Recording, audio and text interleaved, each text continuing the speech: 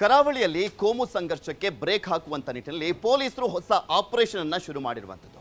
ನಡುರಾತ್ರಿ ಸಂಘಟನೆಗಳ ಮುಖಂಡರ ಮನೆ ಬಾಗಿಲನ್ನ ತಟ್ಟುವಂತ ಕೆಲಸ ಆಗ್ತಾ ಇದ್ದಾರೆ. ಪುತ್ತಿಲಾಗೆ ಈಗ ಆಲ್ರೆಡಿ ಗಡಿಪಾರಿಗೆ ನೋಟಿಸ್ ಅನ್ನ ಜಾರಿ ಮಾಡಲಾಗಿದೆ. ಇದೇ ಸಂದರ್ಭದಲ್ಲಿ ಕಲ್ಲಡ್ಕ ಪ್ರಭಾಕರ್ ಭಟ್ ಅವರಿಗೂ ಕೂಡ ನೋಟಿಸ್ ಅನ್ನ ಜಾರಿ ಮಾಡಲಾಗಿರುವಂಥದ್ದು. ಅವರ ಮೇಲೆ ಎಫ್ಐಆರ್ ಅನ್ನ ಕೂಡ ದಾಖಲು ಮಾಡಲಾಗಿದೆ. ಇದು ಸಂಘಟನೆಗಳ ಆಕ್ರೋಶಕ್ಕೆ ಕಾರಣ ಆಗಿದೆ. ಇದು ಮತ್ತೊಂದು ರೀತಿಯಾದಂಥ ಒಂದು ಜಟಾಪಟಿಗೆ ಕಾರಣ ಆಗುತ್ತಾ ಅನ್ನುವಂಥ ಪ್ರಶ್ನೆ ಕೂಡ ಎದ್ದಿದೆ. ಪೊಲೀಸರು ಸಜ್ಜಾಗಿದ್ದಾರೆ. ಏನೇ ಆಗ್ಲಿ ಕರಾವಳಿಯಲ್ಲಿ ಶಾಂತಿ ಸೌಹಾರ್ದತೆಯನ್ನು ಕಾಪಾಡಲೇಬೇಕು ಅಂತ ಪಣ ತೊಟ್ಟಿದ್ದಾರೆ.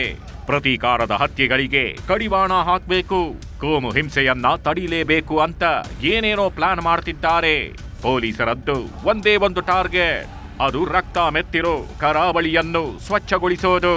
ಮುಂದಿನ ದಿನಗಳಲ್ಲಿ ಕರಾವಳಿಯಲ್ಲಿ ಸೌಹಾರ್ದತೆ ನೆಲೆಗೊಳ್ಳುವಂತೆ ಮಾಡೋದು. ಈಗ ಅದೇ ಕಾರಣಕ್ಕೆ ಮಂಗಳೂರು ನಗರದಲ್ಲಿ ಪೊಲೀಸರು ಲಾಠಿ ಡ್ರಿಲ್ ನಡೆಸಿದ್ದಾರೆ.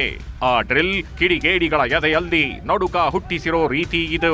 ಕೆಎಸ್ಆರ್ಪಿ ತುಕಡಿಯಿಂದ ಲಾಠಿ ಡ್ರಿಲ್ ನಡೆಸಲಾಗಿದೆ. ನಗರ ಪೊಲೀಸ್ ಕಮಿಷನರ್ ಸುಧೀರ್ ಕುಮಾರ್ ರೆಡ್ಡಿ ಸೂಚನೆಯಂತೆ ಡ್ರಿಲ್ ನಡೆಸಲಾಗಿದ್ದು, ಇದು ಪೊಲೀಸರ ಕರಾವಳಿ ಆಪರೇಷನ್ನ ಫಸ್ಟ್ ಪಾರ್ಟ್. ಕರಾವಳಿ ಕೋಮು ಹಿಂಸೆ ತಡೆಯಲು ಪೊಲೀಸರ ಹೊಸ ಪ್ಲಾನ್. ನಡುರಾತ್ರಿ ಮನೆ ಮನೆಗೆ ತೆರಳಿ ಬಾಗಿಲು ಬಡಿಯುತ್ತಿದ್ದಾರೆ ಪೊಲೀಸರು. ಹೌದು, ಜಿಲ್ಲೆಯಲ್ಲಿ ನಡೆದ ಸುಹಾಸ್ ಶೆಟ್ಟಿ ಮತ್ತು ರಹಿಮಾನ್ ಕೊಲೆಯ ಬಳಿಕ ಇದೀಗ ಪೊಲೀಸ್ ಇಲಾಖೆ ತಮ್ಮ ಕಾರ್ಯಾಚರಣೆಯನ್ನ ಕೊಂಚ ಬಿಗಿಗೊಳಿಸಲು ಆರಂಭಿಸಿದೆ. ಕಳೆದ 10 ವರ್ಷಗಳಿಂದೀಚೆಗೆ ಕೋಮು ಗಲಭೆ ಪ್ರಕರಣಗಳಲ್ಲಿ ಭಾಗಿಯಾಗಿದ್ದವರ ಮನೆ ಮನೆಗೆ ತೆರಳಿ ಅವರ ಬಗ್ಗೆ ಮಾಹಿತಿ ಸಂಗ್ರಹಿಸಲು ಪೊಲೀಸರಿಗೆ ಸೂಚಿಸಲಾಗಿದೆ. ಈ ನಿಟ್ಟಿನಲ್ಲಿ ಕಾರ್ಯಾಚರಣೆ ಆರಂಭಿಸಿದ ಪೊಲೀಸರು ನಡುರಾತ್ರಿ ಹಿಂದೂ ಸಂಘಟನೆಗಳ ಮನೆ ಬಾಗಿಲು ಬಡಿಯಲಾರಂಭಿಸಿದ್ದಾರೆ.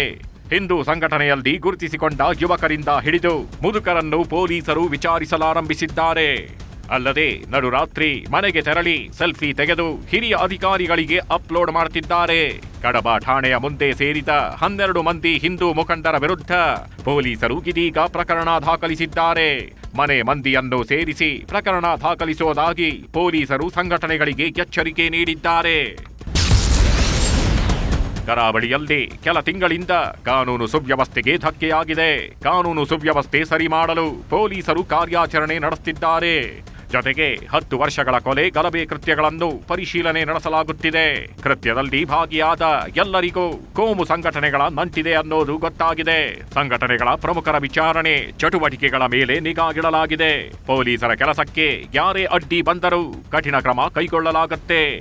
ಕಾನೂನು ವಿಚಾರಣೆ ಆಗತ್ತೆ, ಕ್ರಮವೂ ಆಗತ್ತೆ ಎಂದಿದ್ದಾರೆ ಪೊಲೀಸರು.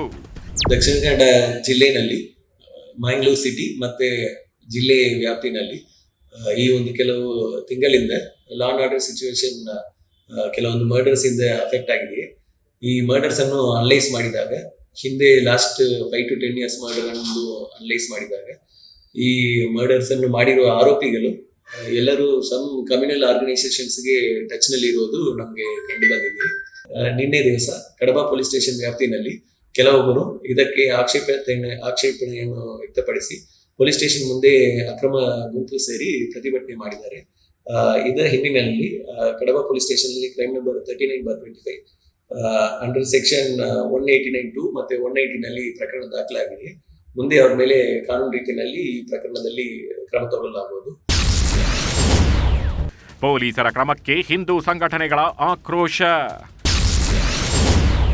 ಅರುಣ್ ಪುತಿಲಾ ಗಡಿಪಾರಿಗೆ ಪೊಲೀಸರ ನೋಟಿಸ್.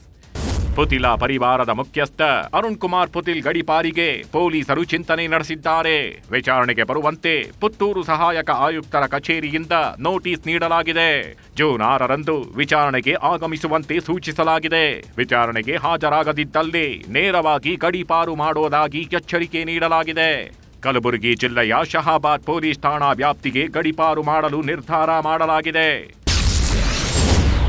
ಕಲ್ಲಡ್ಕ ವಿರುದ್ಧ ಎಫ್ಐಆರ್, ಹೈಕೋರ್ಟ್ನಿಂದ ರಿಲೀಫ್. ಆರ್ಎಸ್ಎಸ್ ಮುಖಂಡ ಕಲ್ಲಡ್ಕ ಪ್ರಭಾಕರ್ ಭಟ್ ವಿರುದ್ಧ ಪೊಲೀಸರು ಎಫ್ಐಆರ್ ಹಾಕಿದ್ರು. ದ್ವೇಷ ಭಾಷಣ ಮಾಡಿದ ಆರೋಪದ ಮೇಲೆ ಕೇಸ್ ಹಾಕಿ ಬಂಟ್ವಾಳ ಠಾಣೆಯಲ್ಲಿ ಎಫ್ಐಆರ್ ದಾಖಲಿಸಿಕೊಳ್ಳಲಾಗಿತ್ತು. ಈಗ ಕಲ್ಲಡ್ಕ ಪ್ರಭಾಕರ್ ಭಟ್ಗೆ ಹೈಕೋರ್ಟ್ ರಿಲೀಫ್ ನೀಡಿದೆ.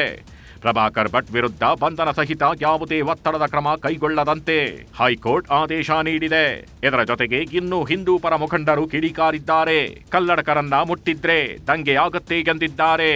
ಮನೆಗೆ ಹೋಗಿ ಅವರ ಫೋಟೋ ತೆಗೆಸುವಂಥದ್ದು, ಅವರ ಮನೆಗೆ ಹೋಗುವಂಥದ್ದು, ಅವರಿಗೆ ಕಿರುಕುಳ ಕೊಡುವಂಥ ಕೆಲಸವನ್ನು ಪೊಲೀಸ್ ಇಲಾಖೆ ಮಾಡ್ತಾ ಇದೆ. ಇವತ್ತು ವಿಶೇಷವಾಗಿ ಡಾಕ್ಟರ್ ಕಲ್ಲಡ್ಕ ಪ್ರಭಾಕರ್ ಭಟ್ರ ಮೇಲೆ ಕೇಸು ದಾಖಲು ಮಾಡಿದೆ. ಸುಹಾಸ್ ಶೆಟ್ಟಿ ಉತ್ತರ ಕ್ರಿಯೆ ಆಗಿ 20 ದಿನ ಆಯಿತು.